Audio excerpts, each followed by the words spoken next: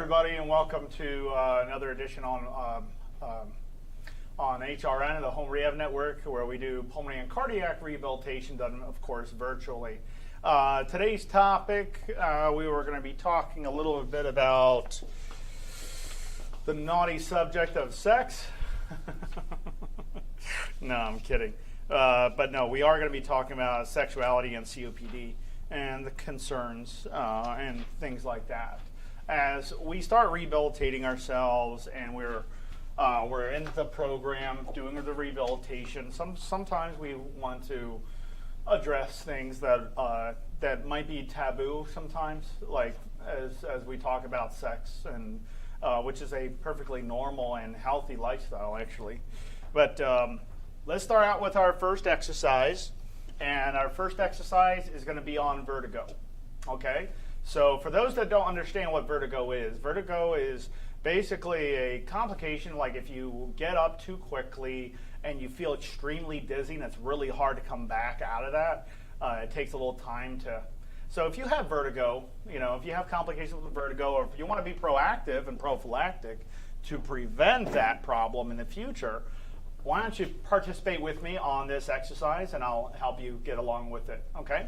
So first things first is we're going to sit up straight. If everybody please, sit up straight. Okay, good posture at all times. Now, as we get started, before we get started, okay, let's go ahead and just sit up nice and straight, take a nice deep breath in, fill up your lungs, making sure your chest gets pulled up. If your chest is not pulling up, you're not breathing in deep. Always very important to make sure we're breathing in deep enough to allow enough oxygen to come into my body and CO to come out. Breathing shallow doesn't work. Okay, breathing shallow gives us the complications we have today. So you need to stop that breathing shallow stuff, right? Anyways, let's go into the vertigo exercise. So first off, the vertigo exercise is going to be a little different than what other people would think about or experience. So it might seem different, it might seem benign, okay? It might seem like it's not going to do much. It does a lot, okay? So please consult with your doctor or healthcare professional before starting any of these activities, as they can potentially cause vertigo, okay? Because as we go into something like an exacerbation, or we go into this, we go into that, sometimes these things can cause it, some exercises. So just be cautious, watch the routine first, and if you feel comfortable doing it, go ahead and do it with me, okay? So the first vertigo exercise is where I'm going to look to the left and to the right. It sounds silly, doesn't it? You have to keep your eyes open at all times, okay? So we're going to look to the left whenever you want to get started. So we're going to look left, look to the right. Look to the left, look to the right. Make sure you let your eyes adjust when you do this. Look to the left, look to the right. Look to the left, look to the right. Again, look to the left, look to the right. Look to the left, look to the right. Okay, make sure you're breathing throughout. Now the next one is we're going to look up and down. Okay, make sure you're keeping your eyes open when you do this. Let your mind adjust and your brain adjust. By closing your eyes and doing that, won't focus on the complication of vertigo. So you want to keep your eyes open at all times. It's best to do this when you're seated. Okay, I know I'm standing right now, but it's best to do it when you're sitting down. The reason is, just in case you get a little dizzy, you don't lose your balance, you won't fall if you're sitting down, right? Hopefully. Okay, so we're going to look up. Our next one, look up, look down. Look up, look down. Full range of motion. Look up, look down. If you're doing something like this, that's not what the exercise I'm doing, and that's not even anything I'm showing you. You want to make sure you're physically looking up as high as you can and looking down to the furthest extent as you can. Look up, look down. Look up, look down. Look up, look down. Look up, look down. Look up, look down. I know it seems silly. Look up, look down. But this is an actual exercise that is approved for vertigo training. Down. Look up, look down. Okay, eyes forward, take a deep breath in. Exhale. Next one is where I look down to the left, top right. Down to the left, top right. Down to the left, top right. Down to the left, look top to the right. Down to the left, top right. Next one after that is where I look down to my right, look up towards top to the left. Down to the right, top left. Down to the right, top left. Down to the right, top left. Down to the right, top left. One more, down to the right, top left, and relax. Okay? How many times should I be doing this?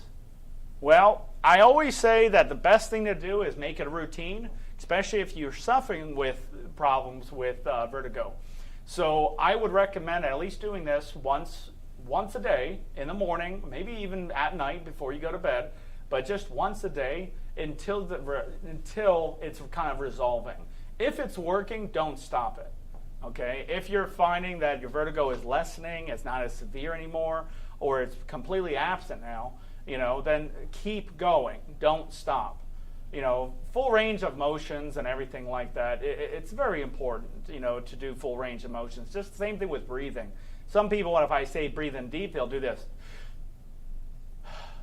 That's not breathing in deep. This is breathing in deep.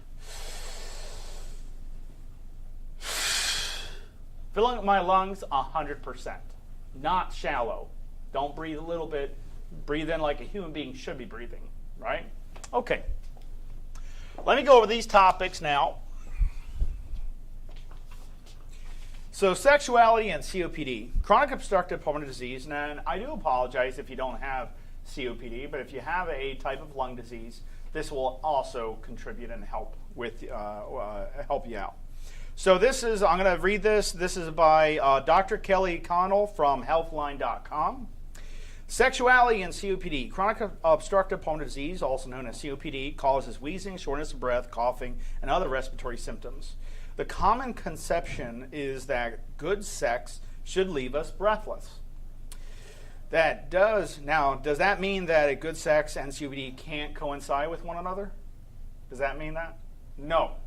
There is ways you can, even if you're feeling a little work of breathing, that's going to be very common. What causes out of breath, everybody? CO2, not the oxygen. So it's a ventilation thing, right? It's a ventilation problem. Okay. A lot of people think, it's my oxygen dropping that causes my to be out of breath. No, that is completely inaccurate, and I would tell the person who told you that, or if you read that somewhere, get off that site. Okay, because I'm basing the things off of facts that have been studied and proven already. Oxygen doesn't cause out of breath. CO2 causes out of breath. That's obvious. But anyways, many people with COPD let me repeat this. Many people with COPD can and do have happy and fulfilling sex lives with healthy expressions of intimacy. Frequency of sex may decrease, but sexual activity and fulfillment is absolutely possible. Concerns about COPD and sex. If you have COPD, the thought of having sex can be frightening. You may fear having difficulty breathing while you're making love or disappointing a partner by being unable to finish. If you may be afraid of being too fatigued for sex, these are some of the worries that a lot of people go through. But I want you to understand something very carefully. First off, sex is a very enjoyable thing. It's a very healthy exercise, and you can consider it an exercise because it does increase your heart rate, besides a lot of other things.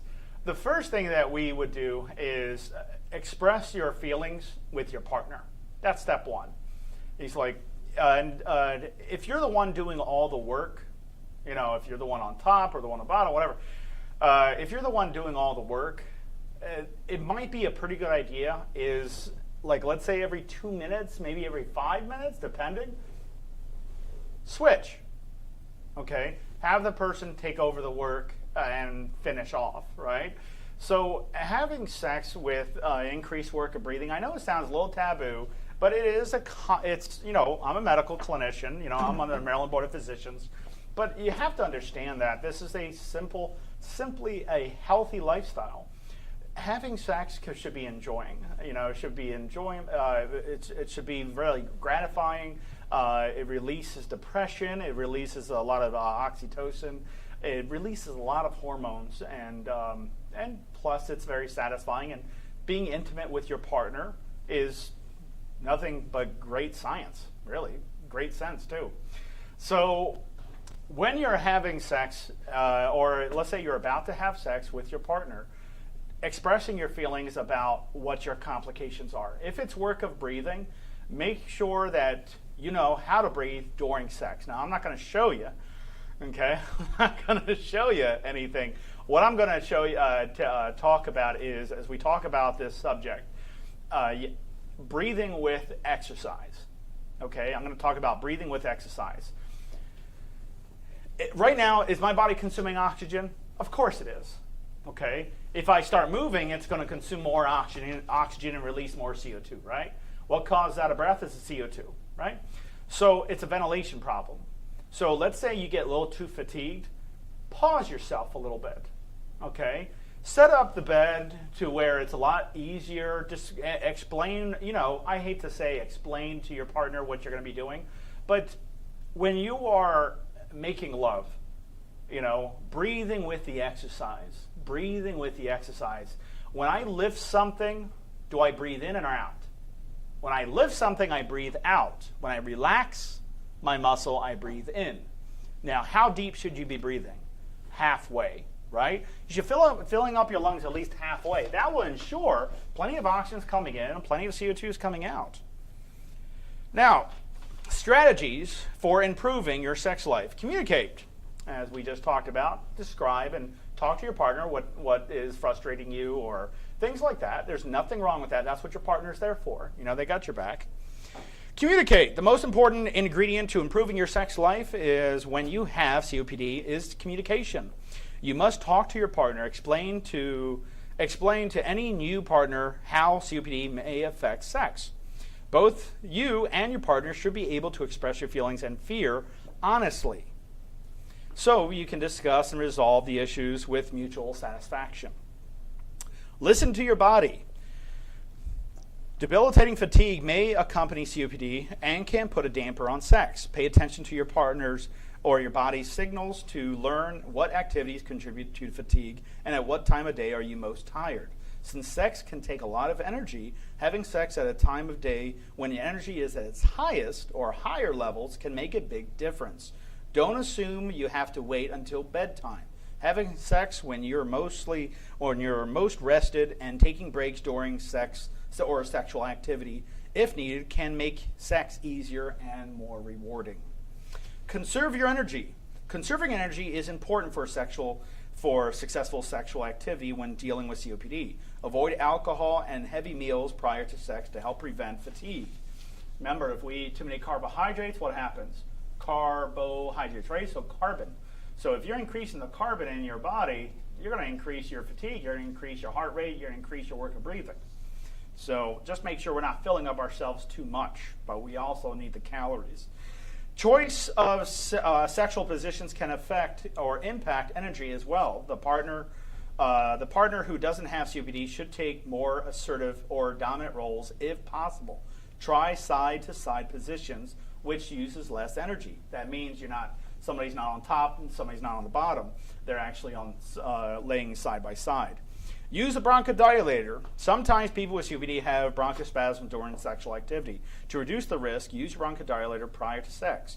Keep it handy so you can use it during or after sex as needed. Clean your airways of secretions before sexual activity to reduce the possibilities of breathlessness. Use oxygen, or the use of oxygen rather. If you use oxygen for daily activities, you should also use it during sex.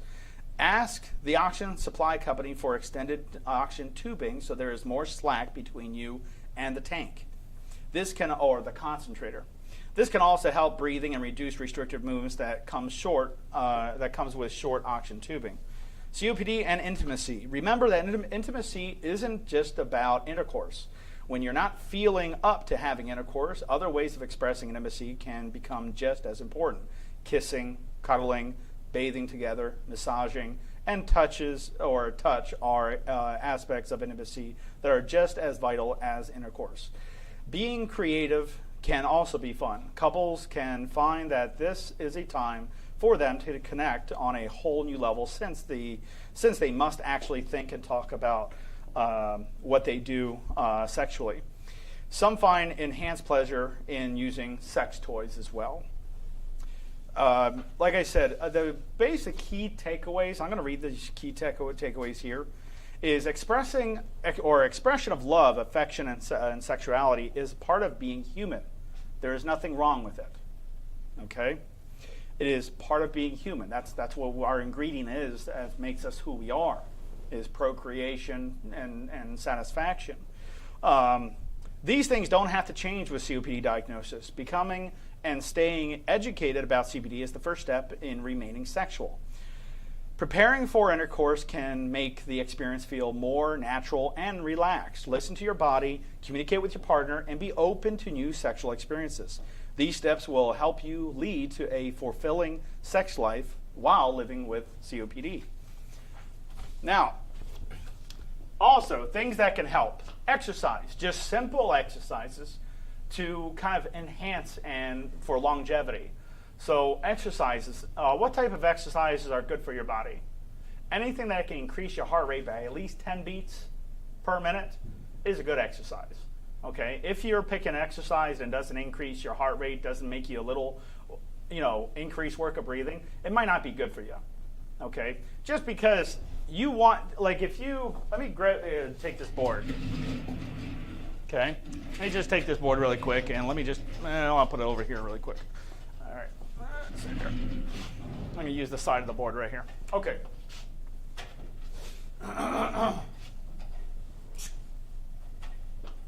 So, best way to go about this. Okay. If somebody works out, let's say they work out for 10 minutes. Okay. Every day. Let's say the person works out for 10 minutes every single day. Okay.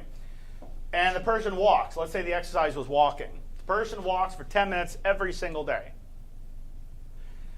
And the next day, they work out for 10 minutes every single day. The next day, they work out for 10 minutes every single day. And the next day, they work out. How long can that person work out for? 10 minutes. Not 20, not 30, not 40, 10 minutes. Because that's what they've been conditioning themselves to do.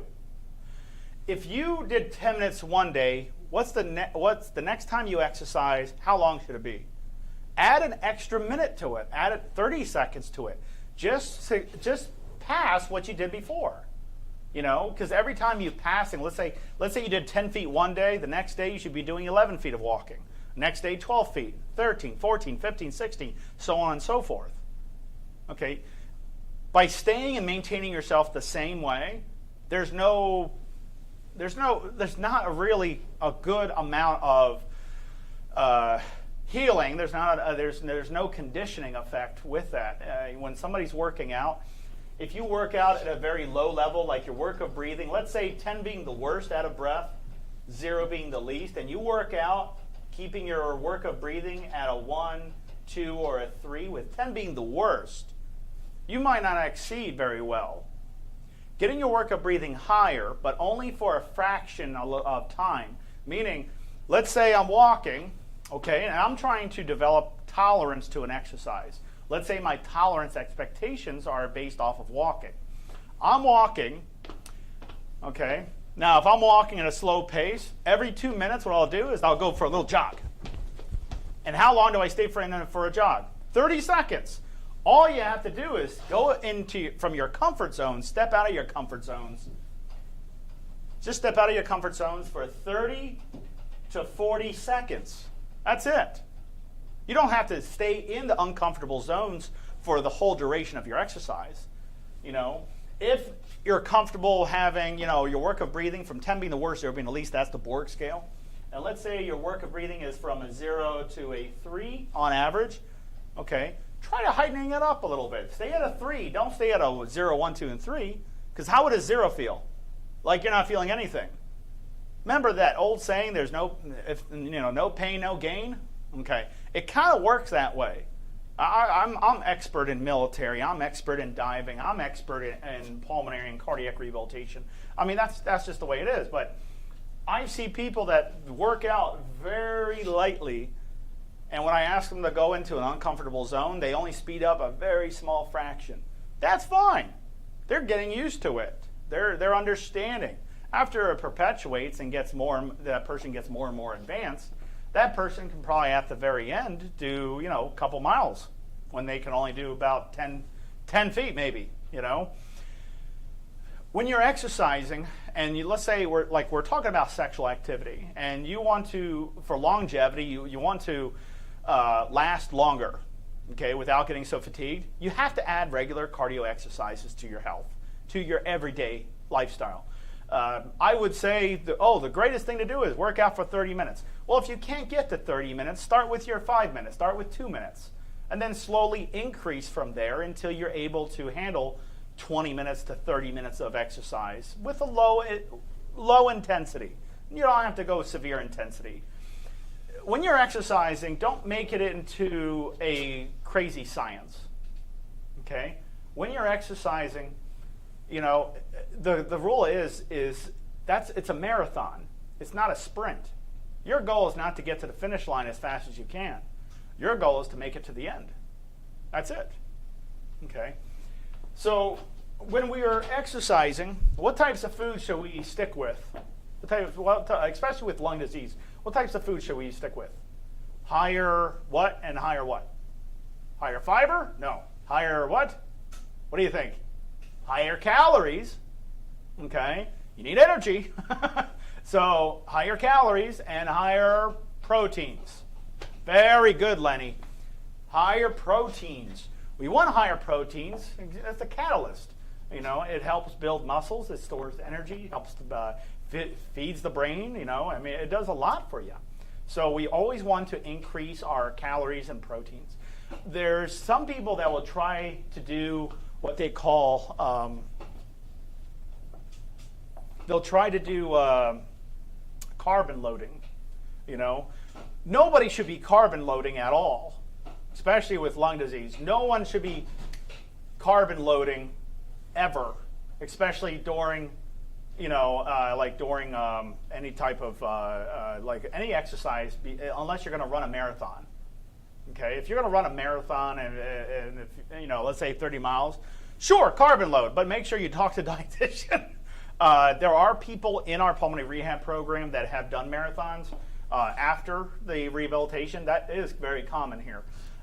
We see people not just getting their life completely back, but they're able to do things that they weren't able to do before that was on their bucket list. For instance, doing a marathon, a 5K, that's 3.2 miles. Nothing wrong with doing that. And yeah, there's people that do that now, that were in our program and now are out of our program. So remember what pulmonary and cardiac rehabilitation really is, everybody. What is pulmonary and cardiac rehab? It's the rehabilitation. Now, what does rehabilitation mean? Is that curing? No, it's getting you to I don't want to say back to square one, but it's getting your health in order so you can live a normal, healthy life without having so many debilitating problems, okay? With somebody with breathing issues, will that person still have some breathing issues after rehabilitation? Sure, because some people think that, being out of breath is a disease. No, being out of breath is not a disease. It's not even considered a disease. There's not even an ICD code for that, okay? Work of breathing is normal for exercise. If you're sitting still doing nothing, when you're out of breath doing nothing, well, that's different. There's something else going on, okay? But if you're exercising, I would assume your work of breathing would be a lot higher, but just manageable. I've worked with a lot of athletes, and they said when they first started out, when they were working out nonstop, they're doing it for 6-8 hours a day working out, and they're working on their cardio. They always say when they first started out, they always crash. There's so many people just, as soon as they go home, they just pass out. Some people just vomit on themselves, and that's a little too extreme, of course. But every person that starts a workout routine, the first few days to a few weeks are the hardest, because your body is now developing itself to handle the exercise that you're trying to endure. So let's say somebody is trying to walk 30 miles. Let's just say, okay? You can't, let's say somebody's trying to jog or run 30 miles. Well, you can't just get up and just go. You have to condition yourself. You make out a plan of what you're going to be doing. You make out a plan on a calendar that every day at 2 o'clock I'm going to do this exercise, and so let's say you want to jog or run for 30 miles nonstop. The first thing you would do is you would walk it. And if you can't walk it, then you would work on that. Okay, you work on strengthening up your legs, right? So let's say you're trying to run 30 miles nonstop. The first thing you could do is you walk it. And you would walk it, you would try to train like that for about 3 weeks to about 3 months on average. You would walk it. And then after that, once your body is fixing itself from all that tearing and wear and tear, soreness, then I can slowly trot. What is trotting? Or fast walk it. After fast walking, getting used to that, your body's conditioning itself to handle that. Then you increase the speed to a slight jog. Okay? You don't just go 30 miles. 10 miles is all you need, really. That's all you really need. Once you're at 10 miles, that's the break point. When you're at 10 miles, you can achieve 30 miles. Okay? So you always go slow increments, letting your body adjust and handle the environment you're trying to create for it. In this case, exercise. If your body's not adapted to exercise because your legs are weak, your breathing is bad, you're depressed, and you have high anxiety, then the best thing to do is not try to start out and go gun-ho and try to complete 30 miles in one shot. It might be nearly impossible, and you'll be discouraged. Why not just slowly exercise your legs first, right?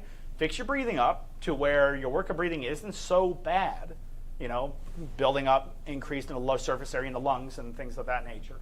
So there are a lot of things to look at, and we can go in a little bit more detail. First off, did anybody like the vertigo exercises? I said every time we go in, we're going to do some exercises. But the vertigo exercises are incredibly important too. For Mind You Lung people, for the people on Mind You Lungs, I want to bring up something on Mind You Lungs really quick. When you're doing the Mind You Lungs, when I was going in and checking, because I'm the administrator, so when you go into Mind You Lungs, don't skip videos. Don't be that person that likes to do their own thing. Okay? Don't do that. Okay? We're clinicians for a reason. We went to school for 8+ years. Don't do that. What you would do on Mind You Lungs, you start with week 1. Finish out week 1. Then you would move to week 2. Do every single video on week 2. If you need to rewind it and repeat it, then do it. You'll find there are a lot of videos in there that repeat itself, okay, because it's a requirement. One exercise for respiratory muscle training is just as good as the other ones. So you'll find some repeating videos, but don't be discouraged by that. We brought up a new week on Mind You Lungs. I hope you guys check that out. But on Mind You Lungs, remember, that's a subscription-based. That's not a part of HRN. It's a Mind You Lungs company. So it's a subscription-based where you can go in and do it self-paced. The first 3 days are free, and they will ask for a credit card for identity purposes and because it is a subscription. But if you cancel out, then you won't be charged after the 3 days. But I would recommend trying some of these things out. Go into Mind You Lungs, do some of the exercises, and you're trying to satisfy your partner, you're trying to keep your family happy. Why not do some of the exercise that benefits you for the long run? There should be no reason, there should be no excuses. Everybody makes up these excuses. Oh, I don't have the time. Oh, I'm always busy. Aren't you the one that's going on to Facebook looking for help about your lung health and what to do about it? So maybe your brain is, the other part of you, is trying to tell you, you need some help. You need some guidance. You need some help. Okay? What's wrong with going on Mind-U Lungs? There's nothing wrong with it. There's hundreds and thousands of people that go into Mind-U Lungs. Just go into Mind-U Lungs. That's what it's there for. And it's mindulungs.com. Okay? You start with week 1. You work out week 1. Do not do your own routine. Week 1, go to week 2. Week 3, try not to skip anything. Like when it goes into dietary, I saw a lot of people skip dietary because it's just a lot of education. That education is important. I mean, did you know that, chicken has L-cysteine found in it? Some people take NAC, and it has been known now to replenish lung tissue. Did you know that? Did you know for cardiac health, what's the what's the amount of sodium, like sodium chloride you should, salt, how much salt should you be taking? 2 grams or less is good, 1.5 grams or less is better. These are wonderful knowledge. This is wonderful education because that means if I have heart disease or lung disease and I follow the guidance of a licensed registered dietitian, it's nothing else is going to happen besides it's going to help me. It's going to help me in the long run. I'm going to be in the know. I know that our cans of soup or foods have a higher shelf life. That means a higher salt content. There are other foods, you are what you eat, right? So there are other foods out there that can help benefit you quite a bit. I mean, did you know that that mint, just simple mint, the mint leaves, just simple mint is a bronchodilator. You're skipping some of these education points that helps you tremendously, and you're thinking, oh, let me just do respiratory muscle training only. That's the worst thing you could ever do. You're neglecting every single thing else. I mean, what about your anxiety? Your brain consumes 30% of your oxygen every time you breathe. Whether you like it or not, that's a fact. I mean, if you look it up, it's actually 28.62 millimeters of mercury. I just round up and say 30%. The brain consumes that much every time you breathe. So if I take one breath right now, how long will that oxygen last in my body? 6 to 8 seconds. That means I have to breathe frequently, not just one breath. Right? I have to breathe frequently every day, every time. That's why it's autonomic body response, meaning your body governs it. You can tell yourself to breathe, but your body does it automatically. Okay? But the body relies on what it has. If it's not strong enough, it's just going to use what's weak. And a weak muscle takes probably about 3 times more energy for it to function than a stronger muscle. You're skipping these educational points that can benefit you that much, and you're skipping it just to stick with respiratory muscle training. That's not the right thing to do. There's a reason why the Mind-U Lungs program, as well as the HRN programs, so successful is because it's strategy. Okay? You're looking at you asked for help, but now you're doing your own thing. Don't do that. Don't ever do that. Okay?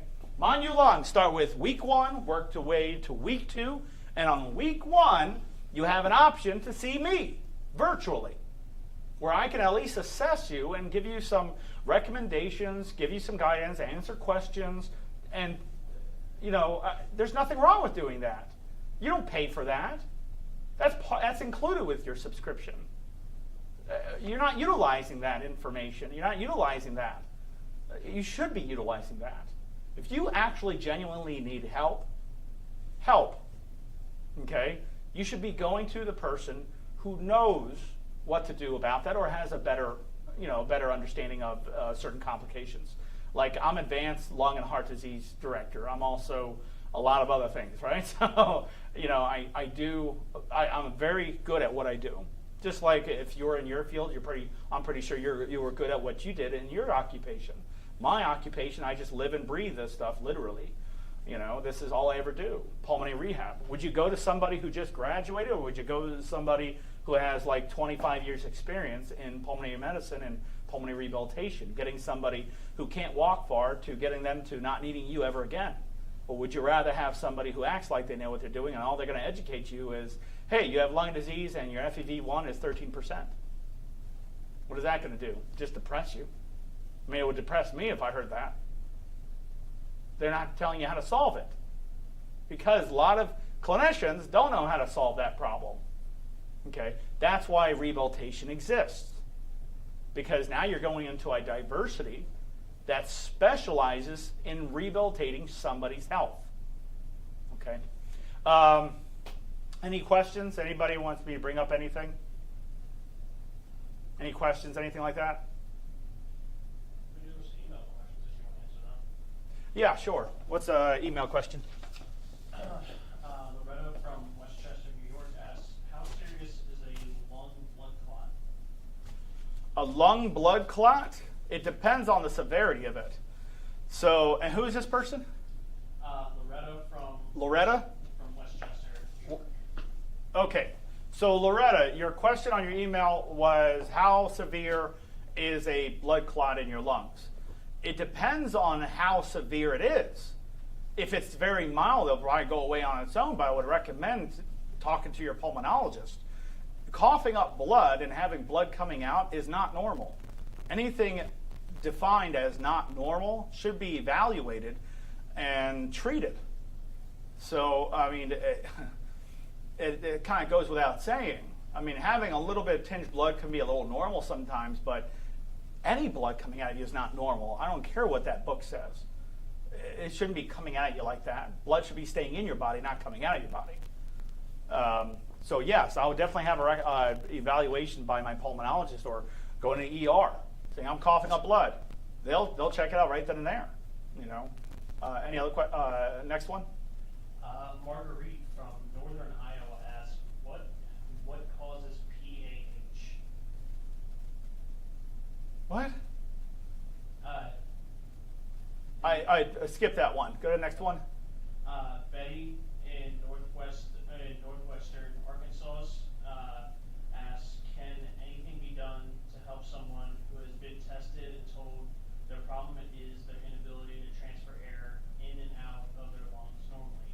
Gradual onset COPD from being on a ventilator for 4 months after sepsis after surgery. What was the question? Can anything be done to help them? Yes, rehabilitation can be done. So on the other question that I skipped, the PAH, you're talking about pulmonary arterial hypertension? Yes. Okay. So let's understand that when a cardiologist or pulmonologist looks at the pressures inside your heart, especially anyways, as they look at the pressures inside the heart, they distinguish what's normal, what's not, and if it's a little increased, then it's pulmonary arterial hypertension. But the diagnosis or the prognosis is best evaluated when the person's exercising, more and more often. Like for instance, this. A lot of people have cold hands, right? You have cold hands, let's say. A lot of people, especially in the older generation, they have cold hands. Well, imagine when you were born, okay? Imagine when you were born, your vein and arteries, let's say, were very small, okay? As somebody exercises, what pressure increases in your blood? Systolic pressure. When you start increasing that, the diameter starts enlarging, allowing blood flow to come through back and forth. If you don't exercise very much, it stays small. So imagine taking a straw. Imagine taking a straw and putting a hot liquid on one. It's a very long straw, and putting hot liquid at the very end, the first part of it, and pushing that hot liquid through. By the time it reaches the end, it's going to be cooler. Same thing with your hands, your body.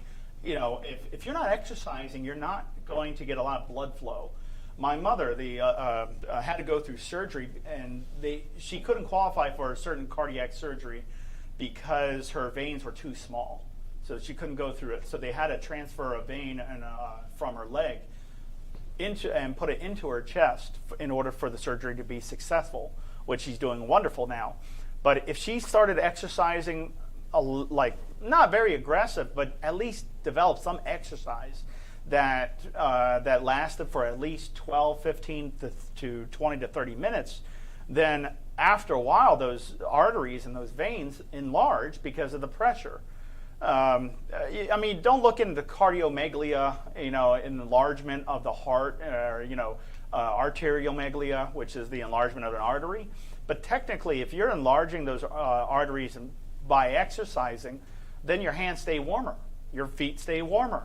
You're not cold all the time, okay? Because you are exercising. Remember, exercise is literally the best medicine there is. Literally the best medicine there is. It helps with pulmonary hypertension, okay? It helps with depression, helps with diabetes, helps with all sorts of ailments. A lot of different problems gets resolved just by exercising. Your body, regardless of what you think, doesn't want to die.